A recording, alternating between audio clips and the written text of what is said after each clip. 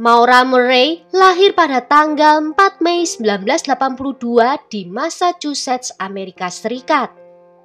Dia adalah putri dari pasangan Fred Murray yang bekerja sebagai teknisi medis dan Laurie Murray yang adalah seorang perawat. Maura tumbuh di pinggiran kota Massachusetts dalam keluarga kelas pekerja. Maura adalah anak keempat dari 5 bersaudara. Dia memiliki seorang kakak laki-laki, 2 orang kakak perempuan, dan 1 orang adik laki-laki.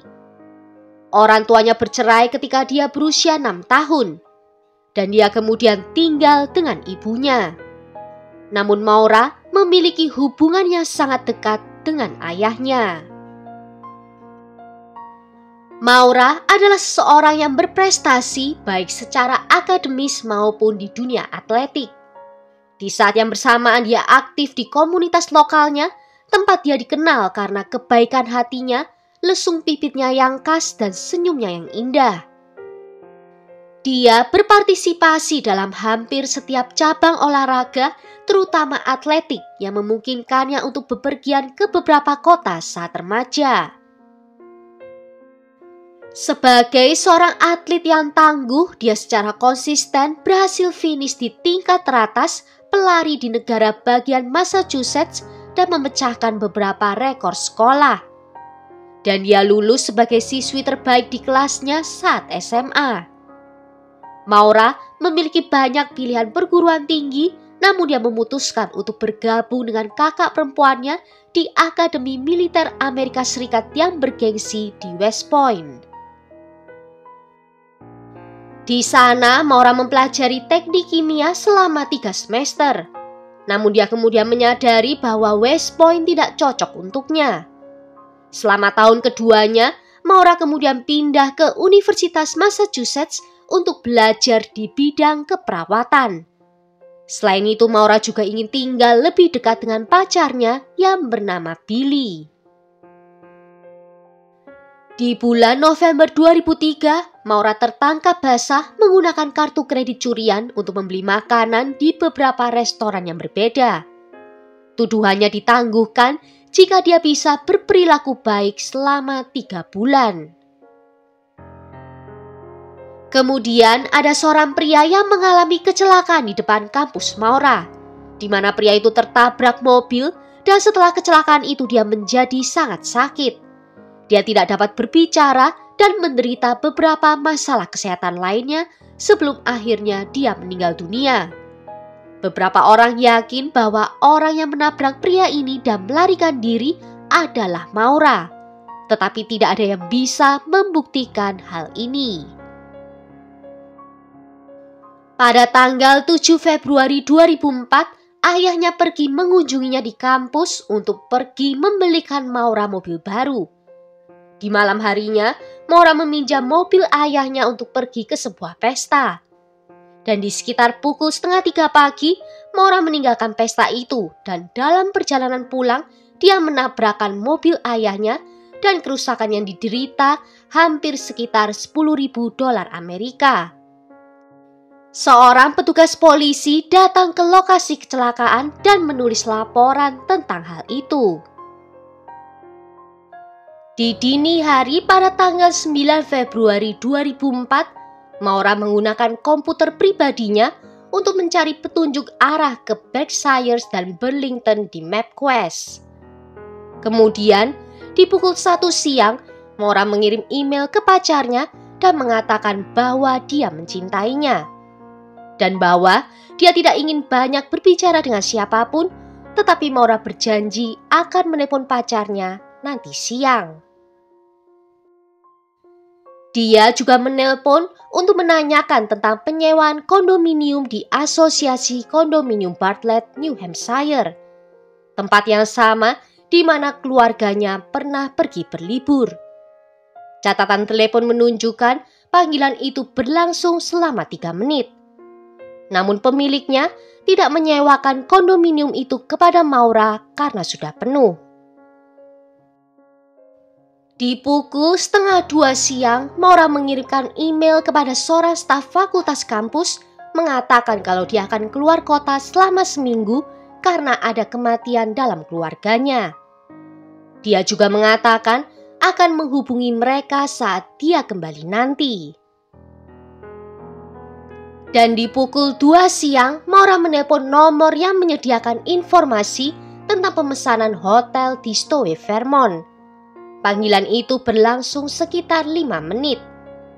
Pada pukul 2:18, dia menelpon pacarnya dan meninggalkan pesan suara yang menjanjikan bahwa mereka akan berbicara lagi nanti. Panggilan ini berakhir setelah 1 menit. Maura mengemasi pakaian, perlengkapan mandi, buku pelajaran, dan pil KB ke dalam mobilnya. Di pukul 3:01 di sore hari, Maura mampir ke sebuah ATM di dekat kampus dan menarik uang sejumlah $280 Amerika, yang hampir merupakan seluruh uang dalam rekeningnya. Dia kemudian berhenti di sebuah toko minuman keras dan membeli alkohol senilai $40, termasuk Bailey Irish, Kahlua, vodka, dan sekotak anggur Francia. Rekaman keamanan menunjukkan bahwa dia sendirian saat melakukan pembelian itu. Maura meninggalkan Massachusetts di sekitar pukul 4:30 sore.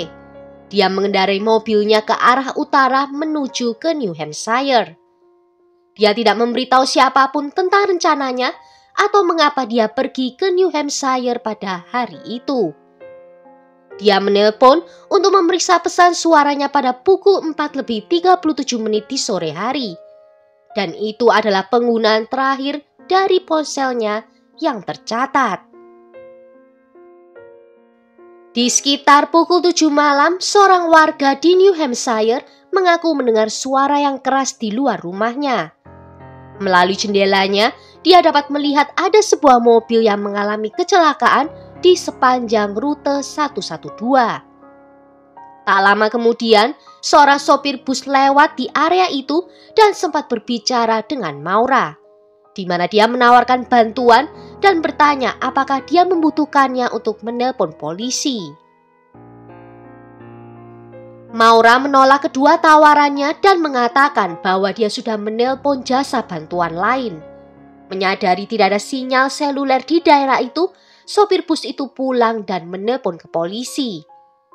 Panggilannya ke 911 dilakukan pada pukul 7:42 di malam hari, di mana dia menyatakan kalau Maura terlihat sedikit terluka, terguncang, tetapi tidak melihat adanya darah. Namun ketika petugas pertama tiba di tempat kejadian pada pukul 7:46, Maura telah menghilang. Mobilnya dalam keadaan terkunci dan ada minuman anggur merah di belakang jok pengemudi. Di dalam dan luar mobil, petugas menemukan noda merah yang tampak seperti tetesan anggur merah. Dan di dalam mobil, dia menemukan sebuah botol Coca-Cola yang kosong dan sekotak anggur yang rusak di kursi belakang.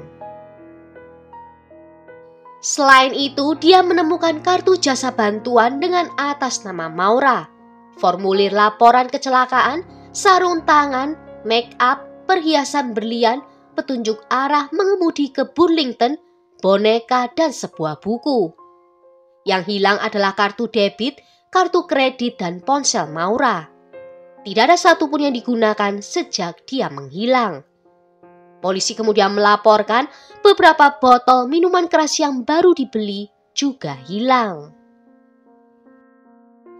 Petugas meminta bantuan sopir bus untuk bisa menemukan Maura, dan dia menyarankan agar polisi mencari ke arah barat lokasi kecelakaan. Seorang polisi negara bagian juga datang ke tempat kejadian dan juga mencari di jalan-jalan di sebelah barat dari lokasi kecelakaan. 8 petugas pemadam kebakaran juga ikut mencari di lokasi kecelakaan. Namun tidak ada seorang pun yang mencari di sebelah timur dari lokasi kecelakaan. Interaksi singkat dari pengemudi bus dengan Maura adalah penampakan terakhirnya yang diketahui. Dan sejak saat itu tidak ada jejaknya dan tidak ada aktivitas di ponsel ataupun rekening banknya. Diketahui kalau Maura berbohong pada sopir bus, mengatakan kalau dia sudah menelpon ke jasa bantuan. Namun jasa yang dimaksud mengatakan kalau mereka tidak pernah menerima telepon dari Maura di hari kecelakaan itu. Maura juga berbohong dengan staf sekolah dengan mengatakan kalau dia izin tidak masuk karena ada kematian dalam keluarganya. Namun keluarga Maura membantah dan menyatakan tidak ada kematian dalam keluarga mereka. Pencarian terus berlanjut di hari berikutnya. Polisi membawa anjing pelacak untuk mencoba mengendus aroma dari Maura.